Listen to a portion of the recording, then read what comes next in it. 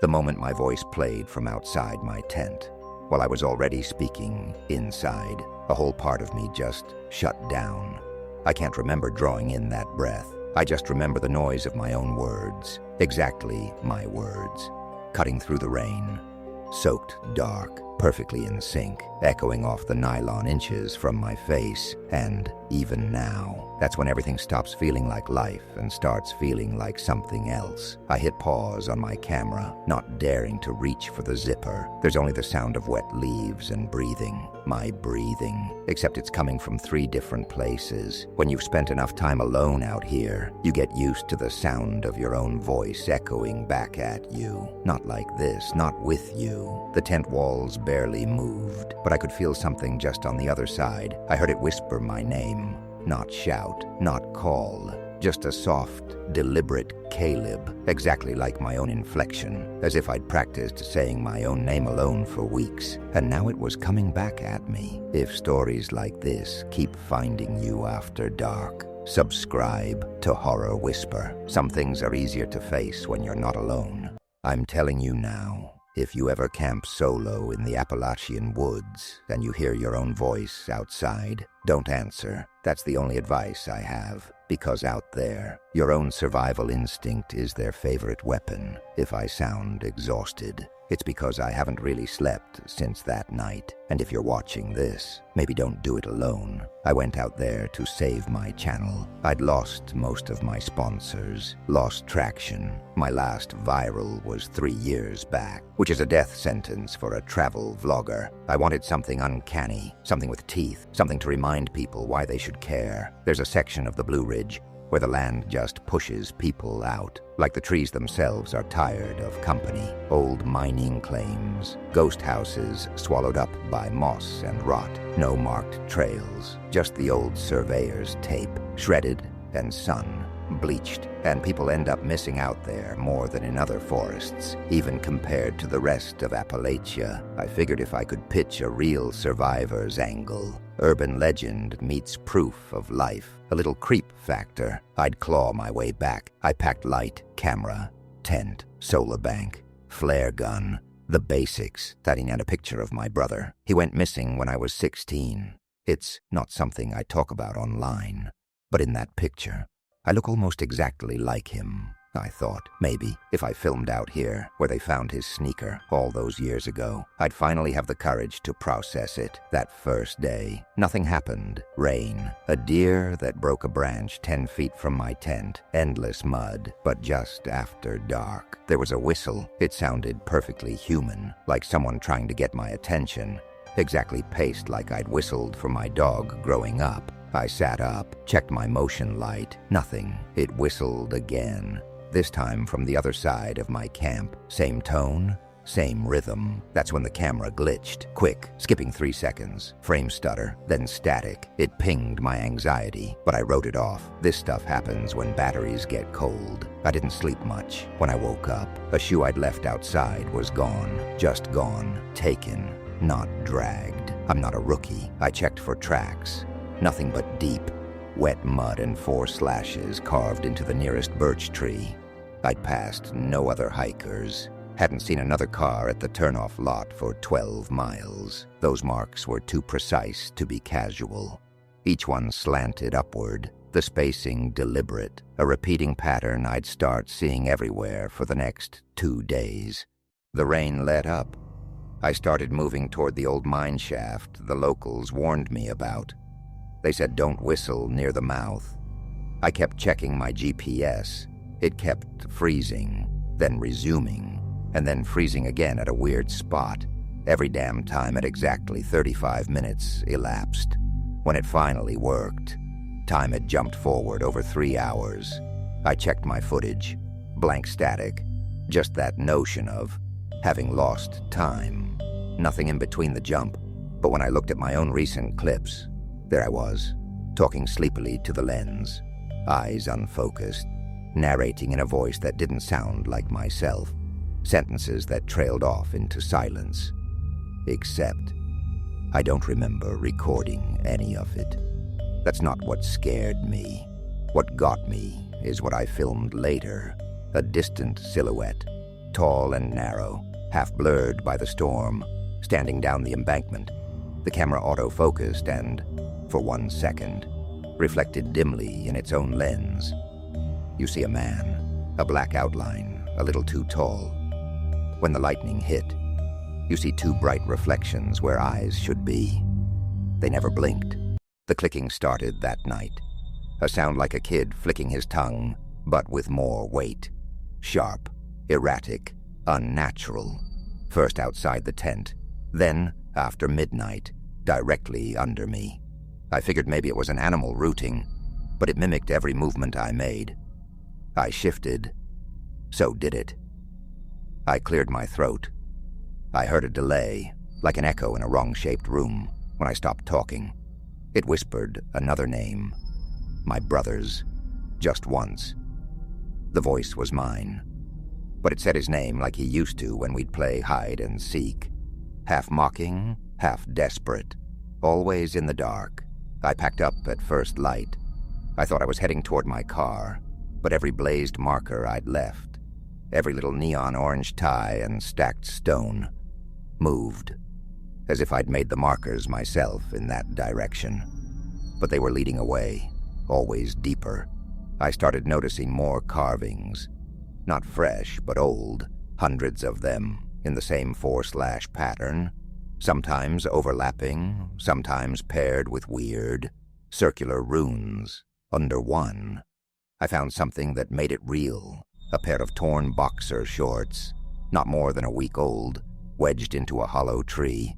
They weren't mine, but someone's, close by. A single boot, water, logged, and a crushed disposable camera, all scattered as if left behind in a hurry or in a blackout. The first time I thought I was safe. I almost prayed. I stumbled onto an old mining structure, just a concrete slab and the ruined crown of a shaft, with rusty pipes and silence. I took footage, hoped for cell service, climbed down, and for maybe a minute, believed the solid concrete would keep whatever that thing was away. But inside, all the metal rang, echoing footfalls where there shouldn't be any, and from deep below, a scream, one I recognized. It was my voice, but twisted, panicked, pleading for help. The kind of raw, ugly terror I've never let anyone film. And the tunnel, pitch black, dripping, endless, delivered the sound right into my body. When I finally ran, the echo chased me up through the trees, whistling, then clicking, flipping between my sound and the memory of my brothers. This time, branches snapped. Something heavy ran on all fours, moving faster than I could imagine. I didn't look back. You don't look at something if you can help it. I tore my hands open on bark and stone, found the path, and kept moving. Old roads crisscross out there, logging tracks not on any map. I heard a truck engine. The relief nearly broke me. An old, lifted, dust-caked Ford with rusted bumper. Guy at the wheel looked 50, stubble and tired brown eyes. "You need a ride?" he asks, southern as hell, friendly but distracted. For a minute, just the sound of the heater and the wipers, and felt myself breaking into real, human relief. He says he'll take me to the ranger station, back out near the Blackwater River. The radio plays static. A country song keeps trying to come through, but only the same 2 lines repeat, out of order, after maybe 10 minutes. He turns onto a dirt road I know isn't the way, glances at me and says, "Deadpan, you don't have any weapons on you, right?" Suddenly I realize the deer skull hanging from his mirror is fresh, flesh still on part of the bone, blood not quite dried. I glance at the floor, my missing shoe, sitting by the brake pedal, streaked with dirt and teeth marks. My stomach flips. I unlock the door at 25 miles per hour, tumbled out, caught rocks and roots, rolled. By the time I dragged myself into daylight, the truck was gone, but my shoe was still on the road. Time broke. Then, I checked my phone. 10 missed calls to my mom, outgoing. No memory of making them, each one lasting 3 to 6 minutes. Finally, one rings through. She answers, terrified, voice shaking. "Why do you keep calling? You've been on the phone with me for an hour already, but you won't say anything. Just static and that strange whistle." Then you start crying, and I keep hearing Caleb in this weird voice. "But it doesn't sound like you. Are you still out in the sand?" Sand. She hasn't lived in a place with sand in 20 years. She says there's been other calls, ones where I sound lost, say I'm coming home. But I was never on those calls. That's when I realized something knows how to use my voice. Something knows every word I've ever said into the dark. And it's already talking to everyone I love. That was the only time I tried to cry out. From then on, I didn't bother. I'd stumble on the same paths, but every route turned me around. Even as day kept breaking, the sun never felt real. The sky stayed the same dull gray. The trees seemed taller, their silhouettes repeating like fractals. Same branches, same splits, as if they were copying themselves forever. By the third day, I found my own missing pack at a camp I didn't remember making. Sleeping bag laid out, walls lined with crayon drawings, distorted people missing faces, each with my name slashed underneath in a child's handwriting. My brother's jacket, which I had never brought, hung from a broken branch. The implication. None of this was just random. It had been waiting. I made for the ranger station. Finally, just as dusk collapsed over the mountains, lights spilled out from inside. String lights, Christmas tinsel blinking red and green. I heard laughter, music, voices, the sweet clang of bottles. I broke into a run, almost sobbing, boots crunching gravel to dust. Through the glass door, I saw people, a party, cheer, someone carving a name into the bar, C-U-A-L-E-B. Then he looks up and it's my own face, smiling and nodding. The second my hand touched the knob, the sound cut to silent static, and through the smeared window, the room was empty, just decades of dust, mold, sagging furniture, not just empty, but dead. My footprints were the only marks in the carpet. I tried to scream, but my throat locked. Silence followed me back outside. The party lights flickered off. Just then, a sharp whistle, clicking, echoing from inside the walls. All I could do was run. The woods close in, everything out of phase, like a badly looped movie. Have you ever watched someone's shadow move out of sync with their body? I saw it. More than one. Figures between the trees, moving exactly like I do. Mirrored. Every hesitation, every time I stopped to listen, every time I started to run, every step forward brought me further from any road. I started to forget my own route, my mind breaking. Little blackouts where I'd wake up kneeling in the mud, hands bloody, staring at a cave mouth I did not remember approaching. All I knew is, the further I went, the more I saw things left behind.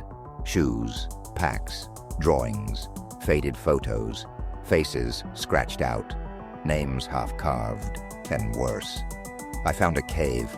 The opening looked chewed open, marked with those now familiar, deliberate slashes and a huge mound of disturbed earth, teeth marks in the mud. My own voice echoed from its mouth, "Help me." But it wasn't panic, it was hunger. I backed away and waited hours. The stars never moved.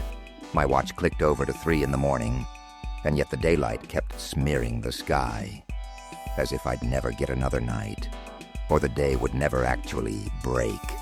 It charged me at the tree line, a figure, wearing my brother's shorts and shirt, summer clothes in the middle of winter, grinning with a mouth too wide, moving at full tilt toward me, arms at crooked, animal angles.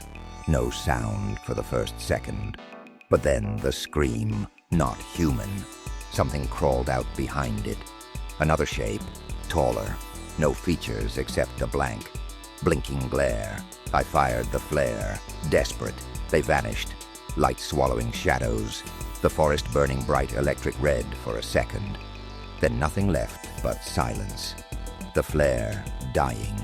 Total dark. I ran. I don't know how far. The next thing I remember, I was on a dirt road. Headlights glaring in the distance. Not mine. Not rescue. I thought for a moment about flagging them down, but I remembered what used my voice and my brother's face. I kept walking, camera in hand, knuckles white. Didn't look back. Didn't answer when it called my name. Again, in my exact voice, matching my breath. Only a step behind. I don't remember how I left the woods. Somewhere, between one breath and the next. I was at the highway, boots torn, eyes adjusting to the ugly regular world. Except, I know that's not the whole story. The camera footage played back later shows me walking out of the trees, calm, face blank, stumbling just a little. But when I look at that frame, really look, something is wrong. My gait broken, my left leg dragging, like it doesn't know how to work right anymore. Face neutral, expressionless, bland. Clothes covered in mud, but perfectly arranged, as if just pulled on by someone unfamiliar with how sleeves or buttons work. If you see someone who looks like me, same clothes, same camera, same walk, don't trust them. And here's what keeps me up. Months later, with every house echoing strange, slow breathing from inside the walls, I keep getting phone calls, static on the line, silence, then eventually a whistle, a click, and my own voice says, flat, I'm home. Ma, let me in. If the Caleb who came out of those woods was never really me. What's actually waiting on my mother's porch tonight? If you have stories of your own, I want to hear them, if they're really yours. This is Horror Whisper, and you should never, ever answer a whistle in the Appalachian dark.